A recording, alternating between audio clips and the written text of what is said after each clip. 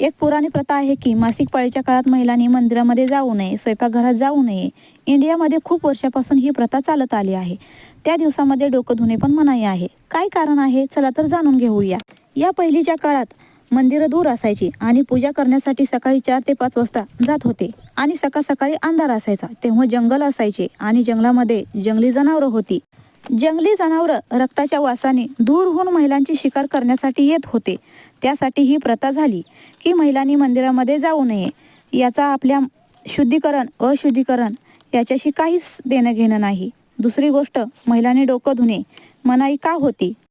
तुम्ही बघितलं असेल, जेव्हा मुलाच्या नाकातून रक्त येते तेव्हा त्याच्या डोक्यावर पाणी ओततात की रक्त बाहेर येणं बंद व्हावे म्हणून.